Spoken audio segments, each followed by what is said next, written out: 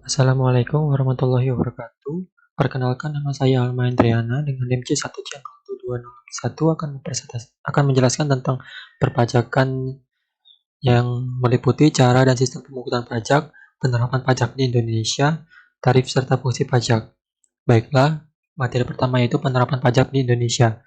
Nah, dalam penerapan perpajakan di Indonesia dapat dilihat dari tiga hal, yaitu jika dilihat dari stelsel-nya maka pada prinsipnya digunakan stelsel nyata, namun pada penerapannya stelsel campuran.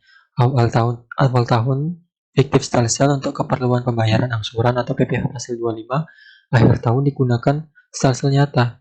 Yang kedua, jika dilihat dari asasnya, maka untuk wajib pajak dalam negeri digunakan asas domisili, untuk wajib pajak luar negeri digunakan asas sumber, dan untuk wajib pajak badan dan orang asing digunakan asas kebangsaan. Dan nomor 3, jika dilihat dari sistemnya, maka penerapannya sebagai berikut, yaitu 1. Sampai dengan tahun 1967 menggunakan official assessment system atau awal tahun diterbitkan SKP sementara. Pada akhir tahun pajak, untuk menentukan besar pajak sesungguhnya diterbitkan SKP rampung. Mulai tahun 1968 sampai 1983 menggunakan self-assessment system yang dikenal dengan tata cara MPS atau menghitung pajak sendiri, dan MPO yaitu menghitung pajak orang. MPO selanjutnya ditunjuk KIP dan hasilnya disetor ke kas negara. MPO berkedudukan sebagai pengumpul atau pemungut pajak berdasarkan pedoman atau petunjuk KIP atau kantor inspeksi pajak setempat. Mulai tahun 1988 sampai sekarang, wajib pajak menghitung dan melaporkan sendiri pajaknya, sehingga Fiskus bersifat pasif dan hanya melakukan penerangan, pengawasan, dan koreksi terhadap kesalahan yang dilakukan wajib pajak. Nah, sistem pemungutan pajak di Indonesia. Apa itu sistem pemungutan pajak? Yaitu sebuah mekanisme yang digunakan untuk menghitung besaran pajak yang harus dibayar wajib pajak ke negara. Nah, di Indonesia terdapat 4 sistem pemungutan pajak, yaitu 1. Official Assessment System, yaitu suatu sistem pemungutan yang memberi wewenang kepada pemerintah atau Fiskus untuk menentukan besaran pajak yang terutang oleh wajib pajak. Nah, ciri-ciri dari Official Assessment System ini yaitu wewenang untuk menentukan besaran pajak terutang ada pada Fiskus. Yang kedua, wajib pajak bersifat pasif. Dan yang ketiga, utang pajak timbul setelah dikeluarkannya surat ketetapan pajak oleh Fiskus. Dan yang kedua, Self-Assessment System, yaitu suatu sistem pemungutan pajak yang memberi wewenang kepada wajib pajak untuk menentukan sendiri besaran pajak yang terutang. Ciri-ciri dari self-assessment system ini yaitu ada 3, yaitu wewenang untuk menentukan besaran pajak terutang ada pada wajib pajak sendiri, dan yang kedua, wajib pajak aktif mulai dari menghitung, menyetor, dan melaporkan sendiri pajak yang terutang, dan yang ketiga, Fiskus tidak ikut campur dan hanya mengawasi. Ketiga, withholding system, yaitu ketiga semi self-assessment system, yaitu suatu sistem pemungutan pajak di mana wewenang untuk menentukan pajak yang terutang oleh seorang berada pada kedua belah pihak, yaitu wajib pajak dan Fiskus.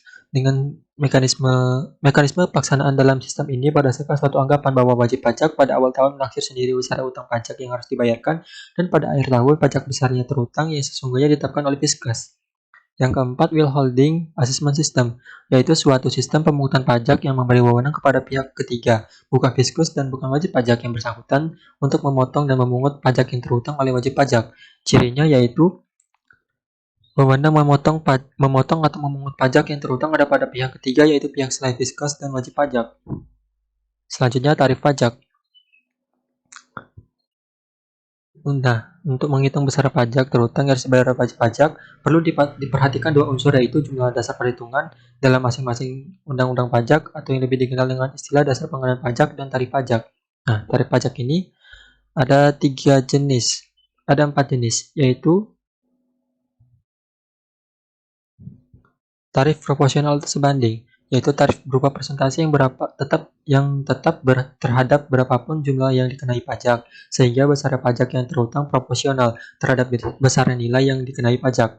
Yang kedua, contohnya, tarif PPN sebesar 11% sebagaimana telah diatur dalam Undang-Undang HPP yang berlaku sejak 1 April 2022. Yang selanjutnya, tarif tetap, yaitu tarif berupa jumlah yang tetap atau sama terhadap berapapun jumlah yang dikenai pajak, sehingga besaran pajak yang terutang tetap.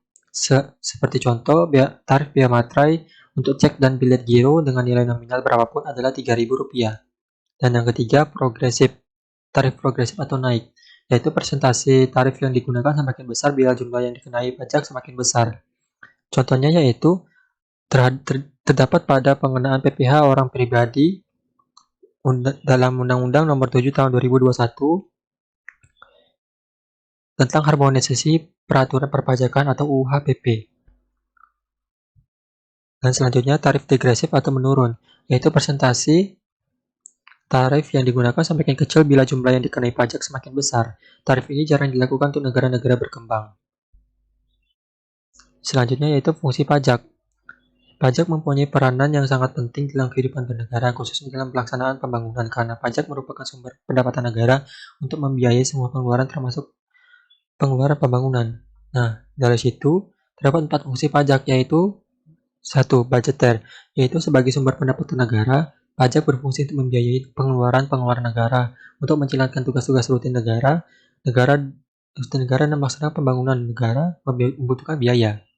Selanjutnya yaitu reguleran, yaitu pemerintah bisa mengatur pertumbuhan ekonomi melalui kebijaksanaan pajak.